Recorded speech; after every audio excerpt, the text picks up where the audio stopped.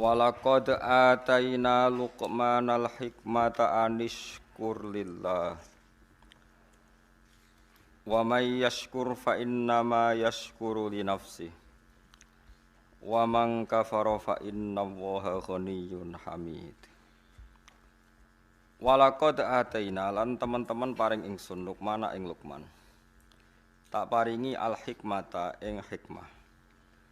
Hikmah niku keputusan hukum sing bener niku hikmah. Tapi zaman akhir ku manane kiai hikmah niku kiai dukun. Niku mun salah kaprah niku sembrono niku napa? Sembrono. Allah sifate hakim. Hakim niku ahli ngekeki hukum sing bener. Nek hikmah maknane dukun niku bahaya niku. Kiai ahli hikmah maknane ahli niku dukun. Kriminal maknane niku napa? Minha iku setengah sangi hikmah al ilmu utawi ilmu. Ilmu iku ngerteni hukum sak mestine iku jenenge ilmu. Wa diyanatu lan saleh beragama. Diyanah iku beragama secara baik. Wal isobatu lan bener fil qauli ing dalam pengucapan. Wa hikamuhu ta pira-pira kata mutiarane hikmah iku jamak hikam jamak hikmah. Ana kitab hikam niku. Wa hikamuhu utawi pira-pira kalimat mutiarane sinten Luqman iku kathiratun akeh maksuratun tur iso denukil maksude akeh lan ternukil maksude teriwayatkan cara saiki terdokumentasi kana ana sapa Luqman iku yufti iku ifta sapa Luqman qabla bi sati Daud sedurunge kautuse Nabi Daud. Wa adraka lan menangi sapa Luqman bisa tahu ing kautuse Daud. Dadi Sayyid napa? Luqman Hakim niku periode sedurunge Nabi Daud sampai menangi sinten? Nabi Daud. Ya dadi mulane kata ulama sing meyakini Luqman mboten nabi. Senajan to pinter ahli hikmah mboten nabi. Mergi tiang ajam, wis ajam tukang ngangon wedhus gak ganteng, gak pati ganteng Luqman. Bareng Nabi lahir Nabi Dawud wonten, dekne langsung ninggal dadi pemimpin. Wa khodalan ngalap sapa Luqman anhu saking Nabi Dawud al ilma ing ilmu. Wa taraka lan ninggal sapa Luqman ninggal al futya ing memberi fatwa. Iku nunjukno nak teori ulama bener umpama Luqman iku nabi kan datangnya Nabi Dawud ndak memahjubkan dia karena dia ada nabi apapun pintere Nabi Dawud teko langsung dekne napa ngaji dan meninggalkan napa fatwa niki jelas ya mergo kalah kelas tetep. Wa qala lan dawuh sapa Luqman fi dzalika ing dalem masalah mengkono-mengkono akhdihi al ilma wa tarkihi al futya. Dawe ala aktafi idza kufitu. Ala aktafi ana ta ora ngalap cukup ingsun idza kufitu nalikane den paringi cukup sapa ingsun. Manane aku fatwa mergo dibutuhno masyarakat. Saiki ana rasul, ana nabi sing luwih ahli wis tak anggap cukup. Dadi aku nganggep cukup nek wis ditakdir dicukupi pangeran yaiku dengan adane Nabi sinten Daud. Wakilalan den dawuhna lahu maring Luqman apa dawuh pertanyaan ayun nasi syarrun. Ayun nasi uta dine manusa iku syarrun ku elek banget. Kala dawuh sapa Luqman alladzi la yubali in ra'ahu nasu musian. Iku alladzi ku wong la yubali kang ora peduli sapa ladzi inro alamun ningali hu ing ladi sapa anasu manusa ora peduli mereka melihat musian wong sing elek. Orang yang ketika berbuat buruk itu tidak peduli lagi ketika dilihat manusia iku elek-elek wong.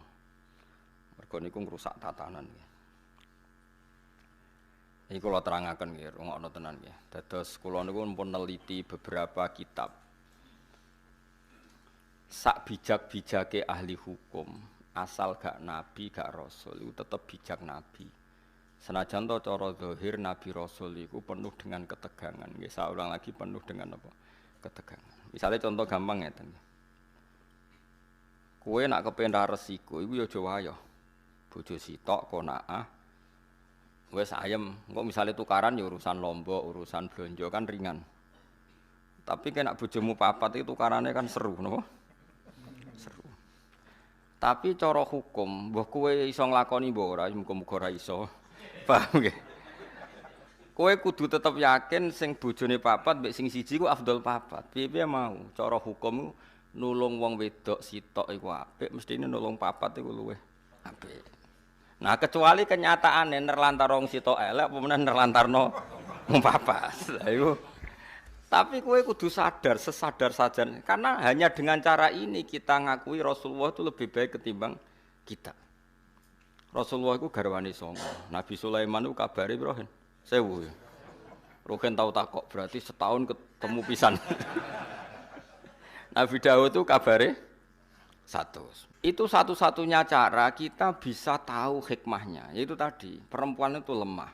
Saiki nulung wong lemah itu baik. Kalau nulung satu baik, dua lebih baik. Pasti begitu. Nulung tok demenan ora dirabi. Solusine dirabi. Mergo ki nulung tok ora dayu mesti efeke. Wis demenan kok angel temen ngerangno. Oh, angel temen wis vulgar wis model ilmune rugen wis apa vulgar. Satu-satunya cara supaya gak demenan dirabi. Itu cara, tapi ora usah lakoni. Wong kowe ora ngarah kuat. Tapi iki cerita. Lah Rasul kabeh iku garwane iku kathah. Era Nabi Muhammad dikurangi 9 untuk umatnya 4. Tapi umatnya 4 itu dodake. Prakteknya kiai-kiai Jawa Timur banyak bojone tetep apa, tapi sing tau dirabi 20. Go sing loro iku cadangan, sing loro kan dipegat-pegat anggar bar di anak dipegat. Jadi akhirnya rabine mbok 4 tapi tau ngrasakno wong 20. Tapi ora sandekan, kok nak sandekan masalah dalam fikih. Nah, apapun ndak cocok kita, apapun beda kita, tetap kowe kudu ngakon. Jajal sampean delok sejarah Wali Songo. Sunan Bonang ibene Kalijogo, kok Kalijogo ibene kan silang-silang mergo Joko Tingkir mantune iki kok silang kon silang-silang kabeh. Paham ya? Nah itu Rasul. Saya ulang lagi itu Rasul. Jadi Rasul itu orang yang berani ngambil sikap resiko meskipun itu ahli hikmah gak wani, tapi nak Rasul itu wani.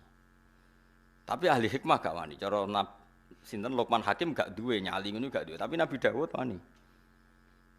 Berarti Rasul mbek wong saleh dhuwur yo ora tingkatane tetep dhuwur Rasul. Itu tadi karena wani ngambil apa? Resiko. Itu kalau kita ndak punya nyali.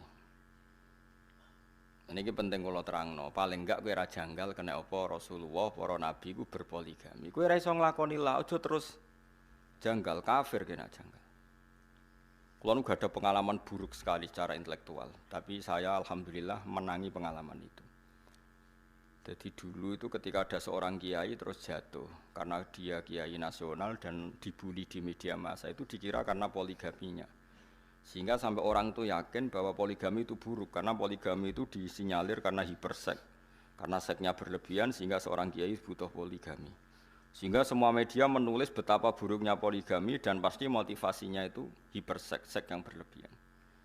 Ternyata penulisnya, karena apa saya mengatakan trauma intelektual? Karena saya itu dulu pernah husnudzon bahwa penulis-penulis itu tak kira muslim yang baik atau dengan pikiran keislamannya.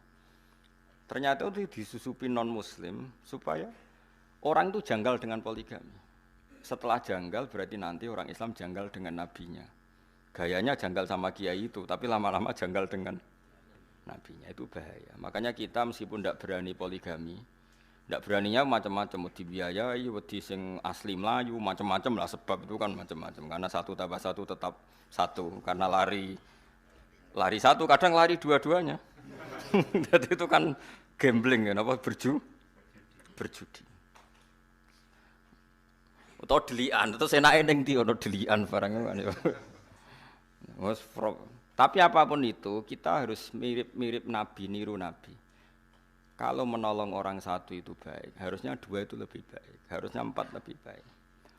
Kalau punya 1 saja masalah, berarti 4 lebih. Masalahnya kita hanya ngomong gitu terus. Nah terus hukumnya piye Gus? Hukumnya ya ngono iku. Ngono pokoke paham ya? Hukumnya piye? Hukumnya ya.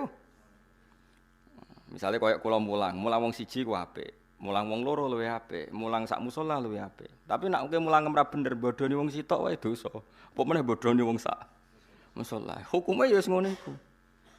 Lah terus piye? Ya ora piye-piye, pokoke hukumnya.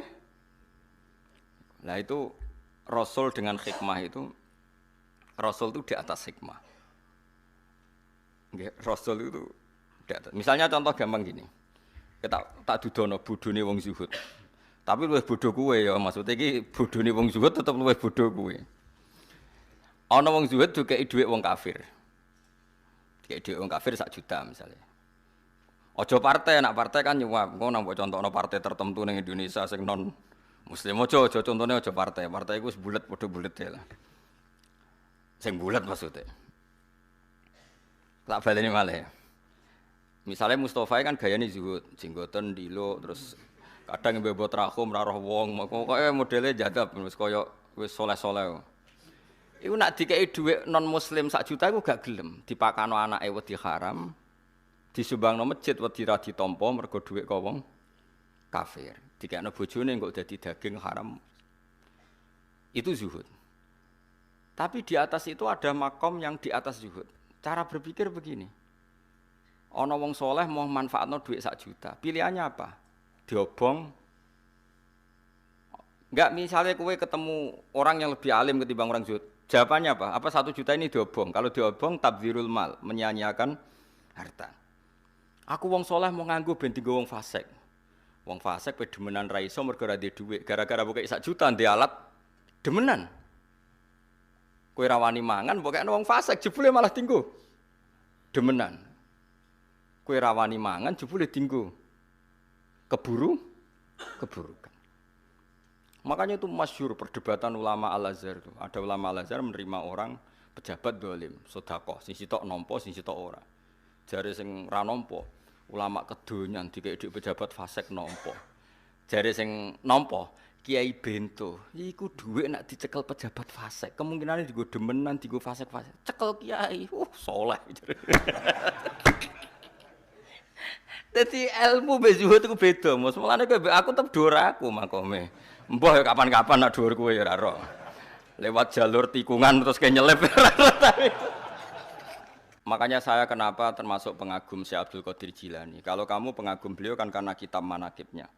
Kalau saya enggak, saya ini punya kitab banyak karangan beliau. Termasuk yang paling terkenal itu Al-Hunyah, terus Al-Futuhat Al-Ilahiyah, terus banyaklah karangan beliau. Yang orisinil maksudnya, yang mansub ilaihi, yang memang orisinil ada sanadnya, bukan yang madsus ya, bukan kitab yang sebetulnya agak karangan beliau tapi dianggap. Karena di dunia kitab juga resiko ada yang namanya madsus apa? Madsus itu cara hadis mudallas, sebenarnya Nabi nak ngendikan itu tapi dikatakan ngendikan untuk menjustifikasi satu madhab. Ya tadi kayak kasusnya Mustafa, misalnya Abu Jahal dijak urip. Ruhin mbek Mustafa, Ruhin niku tapi Ruhin gak sufi, masalah niku geleme mergo butuh dhuwit. Misale mus kowe saiki dikek Abu Jahal, dikek dhuwit 1 juta. Kang Mustafa, kula loro jenengan kok unik, tak kei dhuwit 1 juta nggih. Ampun, dosa. Sangkan Abu Jahal, Mustafa kei dhuwit ra gelem, terus dienggo tombok mbek Abu Jahal, dienggo tombok lah. Coba sekarang Abu Jahal make itu untuk tombok, untuk judi. Itu kamu sekarang ikut salah enggak? Ikut, karena andekan uang itu kamu pegang, dia tidak bisa menggunakan uang itu untuk judi lagi. Lah itu Rasul punya logika lebih jelimet. Kalau orang zuhud kan asal enggak make, ya sudah, supaya enggak resiko makan haram. Kata Abdul Qadir, tapi kalau jangan niru ya, kalau enggak kelasnya jangan niru. Kenapa para Rasul dan para sahabat memakan harta ghanimah? Harta ghanimah itu hartanya siapa coba? Orang kafir kalau perang, orang kafir kalah kan hartanya disita, namanya harta apa? Harta orang kafir itu kan dari transaksi yang kafir. Mungkin mereka rentenir, mereka jual beli khamr, jual beli anjing, jual beli celeng, macam-macam lah. Paham ya? Dari semua hasil kekafiran ini dipakai alat perang. Setelah perang kalah, Nabi enggak ngambil itu. Makanya semua ilmu itu ada silsilahnya, Kefuan. Kata Nabi, saya diberi ilmu 5 yang Nabi dulu enggak dikasih. Di antaranya ghanimah. Ukhillat lanal ghanaim walam takhilla li ahadin qabli. Ghanimah di era saya halal, tapi nabi-nabi dulu tidak. Kenapa di nabi-nabi dulu ghanimah tidak halal? Nabi Musa enggak boleh makan rampasan Firaun. Nabi Ibrahim enggak boleh makan rampasan Namrud karena miliknya orang. Tapi kata Nabi, untuk saya boleh. Itu ulama itu menduga-duga, kok aneh. Nabi kok nabi pilihan kok malah enggak boleh, malah boleh memanfaatkan ghanimah.